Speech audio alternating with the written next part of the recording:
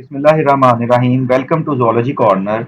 आज का जो हमारा टॉपिक है वो है स्ट्रक्चर ऑफ ट्रांसफ़र आरएनए। तो आपने इसको अच्छी तरह से अंडरस्टैंड करना है। इस लेक्चर में आपको बहुत तफसील से इलेबोरेट किया गया है कि ट्रांसफ़र आरएनए की स्ट्रक्चर किस तरह की होती है, इसमें कितने न्यूक्लियोटाइड्स पाए जाते हैं और वो किस तरह के नज़र आ रहे होते हैं, किस तरह वो आपस में जो है वो बेस पेयरिंग वगैरह कर रहे होते हैं।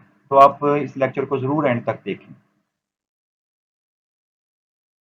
ओके स्टूडेंट्स, तो अगर हम स्ट्रक्चर ऑफ ट्रांसफर आरएनए को देखें तो इसमें आपको जो है ना वो टोटल 4 आर्म्स नजर आ रहे हैं।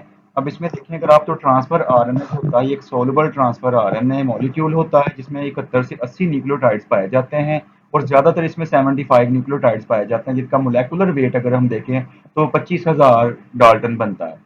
तो अब आपको पता है कि 20 अमाइनो एसिड चूंकि पाए जाते हैं, तो 20 तरह के अमाइनो एसिड्स के लिए 20 तरह के ही ट्रांसफर आरएनए सेल के अंदर मौजूद होते हैं तकरीबन, जो प्रोटीन को सिंथेसाइज करवाने में हेल्प करते हैं। ठीक है, तो अब ये जो ट्रांसफर आरएनए की स्ट्रक्चर है सबसे पहले एलानीन अमाइनो एसिड के लिए देखी गई थी और उसकी वजाहत जो की थी वो हॉले नामी साइंटिस्ट ने की थी। तो अब स्ट्रक्चर जो ट्रांसफर आरएनए की है इसको अगर आप गौर से यहाँ पे देखें डायग्राम के अंदर, तो ये एक क्लवर लीफ की तरह नजर आ रही है जिसमें 4 आर्म्स आपको नजर आ रहे हैं और हर एक को अगर आप देखें तो इसका एक पेयर्ड स्टेम आपको नजर आ रहा है। जैसे अब यहाँ पे अगर आप देखें इसके अंदर, तो पहला इसका जो आर्म आपको ऊपर वाली साइड पे ये नजर आ रहा है, ये वाला जो है आपको रेड से मैं सर्कल करके दिखा रहा हूँ, इसको अगर आप देखें एक्सेप्टर आर्म कहा जाता है। इसमें अगर आप देखें यहाँ पे तो एक सीक्वेंस आपको नजर आ रही जो CCA है, जो 5 प्राइम टू 3 प्राइम एंड की तरफ आप देखेंगे, यानी यहाँ से नीचे से ऊपर की तरफ आप देखेंगे। तो अब इसमें अगर आप देखें तो अमाइनो एसिड जो होते हैं वो एक्सेप्टर आर्म के साथ अटैच होते हैं। इसका ये जो 3 प्राइम एंड है यहाँ पे अमाइनो एसिड जो होता है वो जुड़ा हुआ होता है। अब अगर दूसरा हम इसका आर्म देखें तो उसको कहा जाता है एंटीकोडॉन आर्म। ये नीचे वाला जो आपको एक आर्म नजर आ रहा है ये एंटीकोडॉन आर्म है।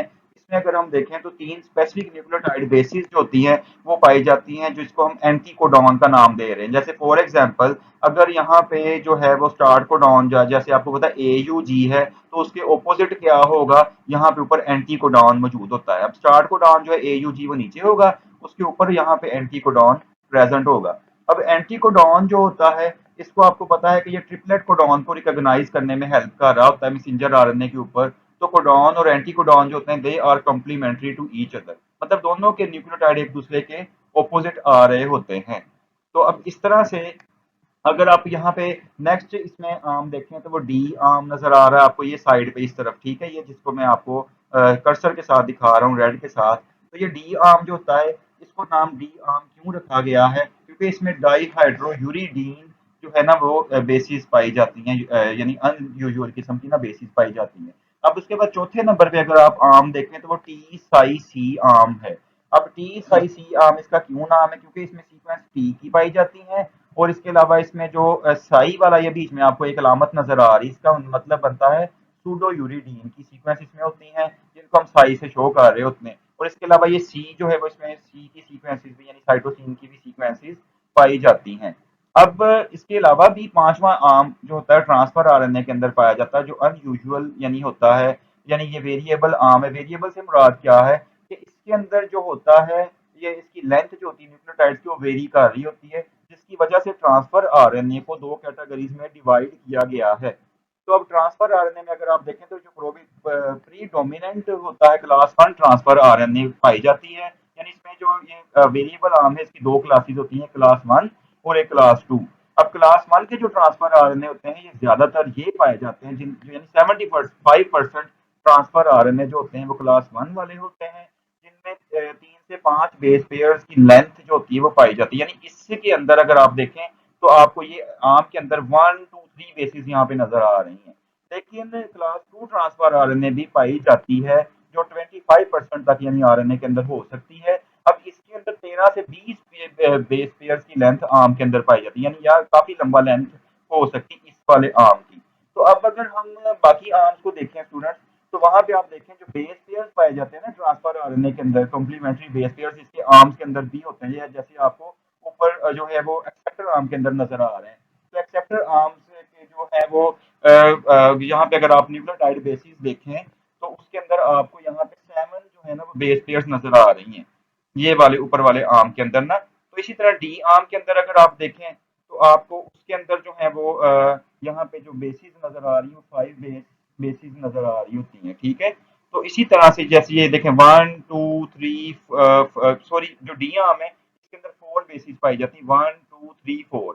और टी साई सी आर्म के अंदर अगर आप देखें तो यहाँ पे 5 बेसिस आपको नजर आ रही है, 1 2 3 4 5, यानी ये फिक्स्ड बेसिस होती हैं जो कि इन आर्म्स के अंदर पाई जाती हैं। तो इसके अलावा अगर आप डी आर्म को देखें तो इसके अंदर भी आपको जो है ये बेसिस नीचे नजर आ रही हैं, जो इसकी जो है वो यानी कि तकरीबन 4 बेस पेयर्स, इसके अंदर भी 5 बेस पेयर्स जो है ना वो पाए जाते हैं, जबकि डी आर्म जो होता है इसके अंदर 4 बेस पेयर्स पाए जाते हैं। यानी हम कह सकते हैं कि जो एक्सेप्टर आर्म है इसके अंदर 7 बेस पेयर्स ही आपको नजर आ रहे हैं। इसके बाद टी साई सी आर्म के अंदर भी 5 बेस पेयर्स हैं, और एंटी कोडॉन जो है उसके अंदर भी 5 बेस पेयर्स हैं, और डी आर्म जो होता है इसके अंदर जो बेस पेयर्स होते हैं वो कितने हैं, 4 हैं। लेकिन जो वेरिएबल आर्म होता है उसके अंदर मैंने आपको बताया अगर क्लास 1 का ट्रांसफर आरएनए होगा तो उसमें 3 से 5 बेस पेयर हैं, लेकिन अगर क्लास 2 वाला होगा तो उसमें 13 से लेके 20 बेस पेयर ये वाले रीजन में पाए जा सकते हैं। तो ये थी जी टोटल स्ट्रक्चर ट्रांसफर आरएनए की। होप सो आपको समझ आ गई होगी और ये आपके लिए लेक्चर बहुत ही इंफॉर्मेटिव रहा होगा, क्योंकि ये वाली बातें जो है ऑथर्स नहीं बताते या बुक्स के अंदर भी क्लैरिटी के साथ नहीं लिखी होती है। तो ये अगर आपको लेक्चर अच्छा लगा हो तो प्लीज़ इसको लाइक शेयर और सब्सक्राइब करें और अपने फ्रेंड्स के साथ भी शेयर करें, और मुझे अपना फीडबैक ज़रूर दिया करें कमेंट्स में कि आपको कैसा लगा है और आप किस टॉपिक पे लेक्चर मजीद लेना चाहते हैं वो भी आप ज़रूर मुझे बताया करें।